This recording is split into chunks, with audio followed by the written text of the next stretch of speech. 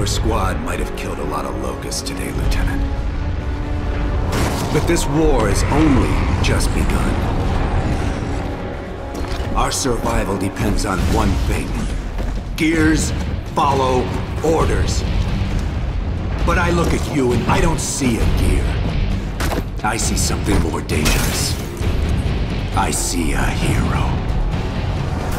Well, congratulations, hero.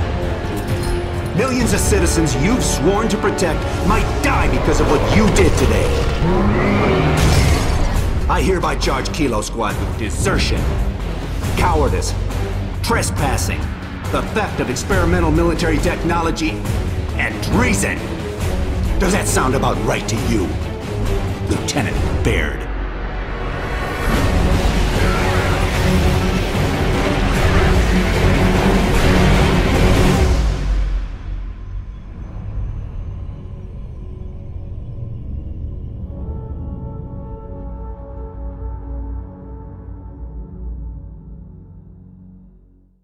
Hi, what's up guys, ArakkAttack here. I hope you enjoyed that. That was the very dramatic extended trailer which was showcased as part of Microsoft's E3 exhibition, and if you want to watch that on the official channel, links down below, and also if you want to catch the rest of E3, or if you want to watch some of the recordings of the E3 that has already been, then the links to that are down below as well. Obviously there's lots of new technologies coming out and things to do with all sorts of things, Halo 4, Call of Duty Black Ops 2, everything, but of course we're interested in Gears. And that was the trailer that was shown at E3. As a little side note, if you want to pick up some of these sexy Baird avatar goggles, like you can see on my little avatar here, then all you have to do is share the extended trailer link on Facebook, and the link to that's down below. It's a little application, you have to share it, and then you can delete it from your timeline afterwards if you want to, but it'll give you a code, and then you go and input it, and you get some goggles for your avatar in celebration of Gears of War Judgment. Now the point of this video is to basically get everything that we know about Gears of War Judgment, which is Gears of War 4, into one video. After the E3 conference, obviously we should have all the information we're going to have for a while. Unfortunately we didn't get to see any real gameplay apart from just a tiny little snippet at the end of the trailer. If you go and watch back at the end of that, you can see a little bit of gameplay, but we'll probably have to wait into the future to see some proper gameplay and see some of the mechanics. But so, what we know is that People Can Fly, which is a subsidiary company of Epic, are heavily involved in this. They're the developers of Bulletstorm, and they take a slightly different approach to things, but that's not to necessarily worry, because what Rod has said is that everything about the campaign in particular was initiated by People Can Fly with reference to Epic, but Epic still have had a large input and a larger input on the multiplayer side of things. So it's not necessarily going to be completely changed, and he specified that there's definitely still third-person shooter, it's still cover-based and everything like that. And he said that Epic are making sure that it's still going to feel like Gears. Now, what he did say is that whenever you grow a franchise, there's always a certain feeling of betrayal, and if there isn't that feeling from the core fans, then that actually means that you're doing something wrong, because you're not changing it enough, you're not changing the series enough, and it might become stale. So even though there's going to be this small feeling of betrayal, that's what he thinks people might feel about some of the changes to the system. But that now that they've abandoned the story of Marcus Fenix and they're looking at a different aspect of the story, they've got the opportunity to change the franchise and make sure that it's not stale, and they've got the opportunity to try new things. But what he did say is that, yeah, even though it's done by People Can Fly fundamentally in the campaign, it's not totally changed, and especially that people who love Gears 1 are going to find a lot more about Judgment that they like, in terms of that there's going to be a lot of over-the-top action, and there's going to be a lot less cinematic scenes, a lot less walk and talk where it's all scripted, and that people who love the campaign feeling of Gears of War 1, that's what they're trying to recapture in the Gears of War Judgment franchise. So basically they're trying to get the best of both worlds, and with Epic controlling more of the multiplayer, then hopefully that's what we'll get, and we won't get a watered down version which a lot of people are fearing about. So as people predicted, Judgment is a prequel. It's 14 years before Gears of War 1, focused around Baird and Kilo Squad, which is a new squad, and they're standing trial because they've transgressed against the coalition of governments, which obviously, as you see in the extended trailer, they're accused of desertion, cowardice, theft and treason and everything like that. It's set at Havlo Bay, which is meant to be home of the Onyx Guards Academy, a kind of like military city feel. There are militia everywhere, and yeah, of course it was hinted at PAX East, but everyone thought it was going to be DLC for this Gears of War, but it turns out that what they were hinting at was probably this Gears of War Judgment, which is obviously going to be centered around Baird, because apparently, according to Rod, he's the most beloved male character and the second most beloved character after only Anya. So they did a poll and found out that everyone loved Baird. With Cole having the locker room scene in Gears 3, Dom's got his Maria closure, Marcus and Anya's story are completed. They're focusing around Baird because he hasn't had much character development, unfortunately, and he's one of the most loved characters, so we've got that to look forward to. Now, on the multiplayer side of things, you might have heard by now that there is some kind of class system based multiplayer in Gears of War Judgment, but there's no need to necessarily panic about this, because Rod did specifically say at the E3 conference that the Overrun mode, which is the mode everyone's talking about, is only one mode, one game type out of the many game types that there are going to be. So presumably there will be some kind of classic Gears or normal style, what we expect from Gears of War 3 and Gears of War 1 kind of style without classes. But the Overrun mode is their flagship mode, so that's what they're all talking about. But he did mention that there are multiple modes, so I wouldn't get too worried about that if possible, and I'm sure there will be more information coming out confirming that there will be other modes. And what they will specifically be.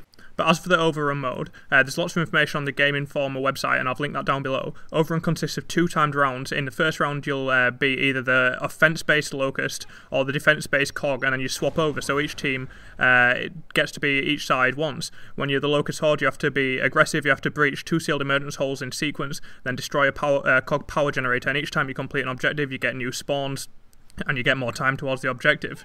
So the scoring's determined by how many objectives are completed by the Locust, with a maximum of 3 points awarded if they manage to do all the emergence holes and then destroy the generator before the time runs out. The Locust characters rely on their natural abilities and their diversity, whereas the COG classes rely on their technology. There are soldiers, mechanics and scouts, and they have to interact on the battlefield, otherwise each one of them might not have the diversity required to handle all the situations that can be thrown at them by the Locust's differing abilities. Now, the guys over at Game Informer played that for several days and they were very impressed by it, and said they foresee it becoming the premier game mode for Judgment. So go check that article if you want to see more. But let's look at some of the classes.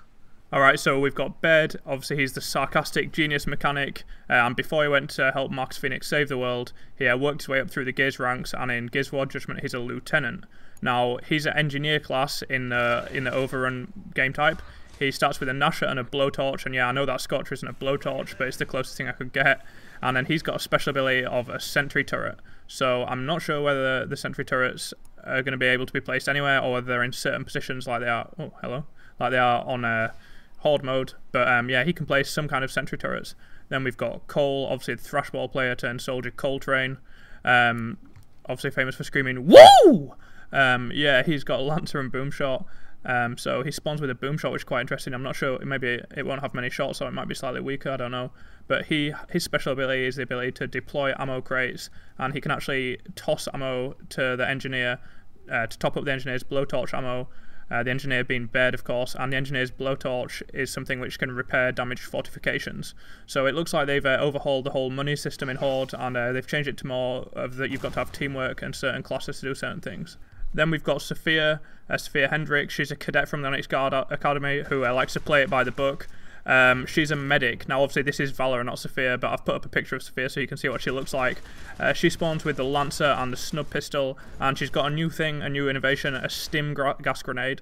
And what that does is, if you've got a down teammate, so say I had a down teammate over there, I throw the Stim gas grenade, and it blows up and it actually revives them, and whether or not standing in the thing revives your health, I don't know, but yeah, it's basically a cloud of gas which revives anyone who's in it, so it's kind of like a helpful grenade.